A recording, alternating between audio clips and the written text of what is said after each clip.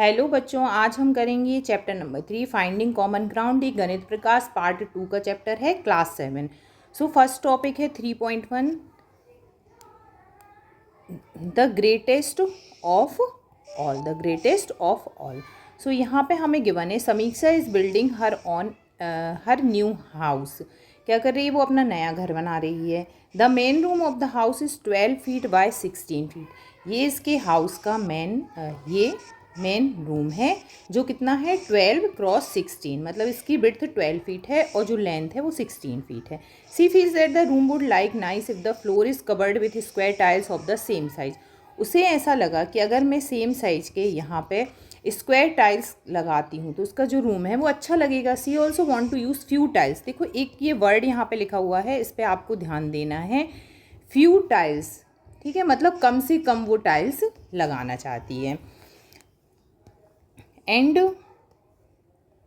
For the length of the tile to be whole number of the feet. और जो length है tiles को वो क्या रखना चाहती है? होल नंबर्स में रखना चाहती है। ये आपको ध्यान रखना है, होल नंबर्स में। मतलब जो टाइल्स हैं वो आपके 4x4, 2x2, 3x3 इस तरह से हो, ना कि 4.5 फीट, 2.5, 1.5 ऐसे ना हो, होल नंबर्स में हो, ठीक है। What size tiles should she buy. उसे किस साइज़ के टाइल्स लेने होंगे। अब दो चीज़ें आपको ध्यान रखनी है। एक तो ये कि फ्यू टाइल्स, उसे कम से कम टाइल्स लगाने हैं, ठीक है, मतलब हम बड़े साइज़ का टाइल्स लगाएंगे तब तो वो कम से कम टाइल्स लगाएगी। और दूसरा है होल नंबर, ठीक है। Let us explore how to find the largest square tiles that can be used. The breadth of the room is 12 feet and the length is 16 feet. पहले हम फैक्टर फाइंड करेंगे। So factor of 16। देखो factor क्या होते हैं? Factor वो number होता है, कोई भी ऐसा होल नंबर होगा जो आपके ओरिजिनल नंबर को डिवाइड करेगा और कोई भी रिमाइंडर नहीं बचेगा, ठीक है। तो यहाँ पे 16 के फैक्टर क्या क्या हो जाएंगे? 1 तो सारे नंबर्स का फैक्टर होता है, ठीक है। 2 से ये 8 टाइम में डिवाइड हो जाएगा, ठीक है। उसके बाद 4 से ये 4 टाइम में डिवाइड होगा। 4 के बाद 8 से ये 2 टाइम में होगा और फिर 16। सिमिलर हम क्या फाइंड कर लेंगे? फैक्टर ऑफ 12 के फैक्टर हम कैसे फाइंड करेंगे? देखो 1 सारे नंबर का फैक्टर है, 12 2 से डिवाइड हो जाता है, 3 से, 4 से, 6 और फिर 12। ये सारे नंबर क्या हैं? इनके फैक्टर हैं। अब हम क्या करेंगे? इसमें कॉमन फैक्टर फाइंड कर लेंगे। तो देखो 1 तो इन दोनों में कॉमन है, उसके बाद 2 भी कॉमन है और 4 कॉमन है। तो यहाँ पे हमें कौन कौन से कॉमन जो फैक्टर हैं वो आपके आ रहे हैं 1, 2 एंड 4।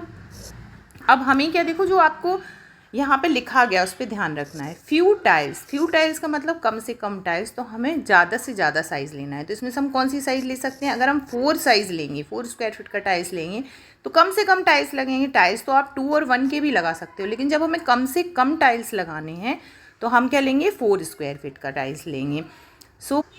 सो इसे ही इन्होंने नीचे एक्सप्लेन किया है। For this tile to fit the width of the room exactly the side of the tile should be the factor of 12, ठीक है। And for the tiles to fit the length, और length में जो tiles fit हों ताकि room में fix हो जाएं, the side should be factor of क्या होनी चाहिए? 16 होना चाहिए। So the side of the tile should B A factor of both 12 and 16। तो जो साइड होगी टाइल्स की वो दोनों नंबर का फैक्टर होगा। तो हमने दोनों के कॉमन फैक्टर निकाल लिए। यहाँ 12 के फैक्टर हैं, यहाँ पे ये 16 के फैक्टर गिवन है। इनमें कॉमन फैक्टर क्या है? 1, 2 and 4। The square tiles can be have size, ये लिखा हुआ है कि स्क्वायर टाइल्स है वो साइड 1 फीट, 2 फीट और 4 फीट का हो सकता है। पर हमें क्या करना है? जो लार्जेस्ट साइड स्क्वायर टाइल्स चाहिए, क्योंकि हमें फ्यू टाइल्स लगाने हैं। सो आंसर क्या होगा? Senior tiles of size 4 square feet. अब नेक्स्ट इसमें ही हमसे पूछा गया है how many tiles of this size should see purchase. उसे इस साइज के कितने टाइल्स परचेज करने होंगे। सो फर्स्टली हम देखो, ये आपके पास रूम है। रूम का हम क्या निकाल लेंगे? अगर हमें रूम का एरिया होगा तो हम फाइंड कर सकते हैं इसमें टोटल कितने टाइल्स लगेंगे।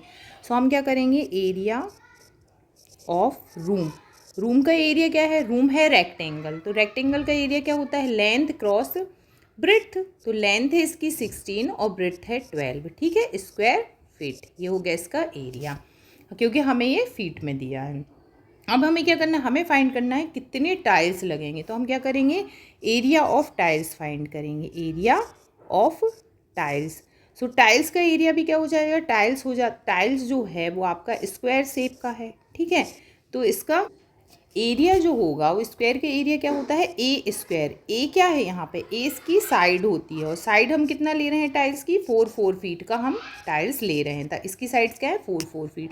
तो इसका एरिया हो जाएगा, आप इसको 4 स्क्वायर या फिर 4x4 भी लिख सकते हैं, ठीक है।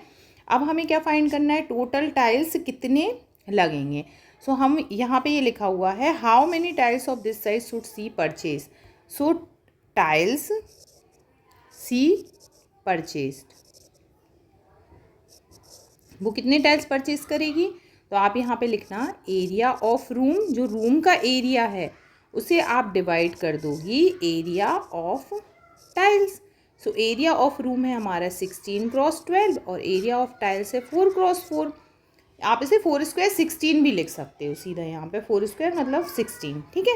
16 से 16 क्रॉस हो गया, आंसर क्या आ गया 12। तो उसे टोटल कितने टाइल्स चाहिए, 12 टाइल्स चाहिए 4 फीट।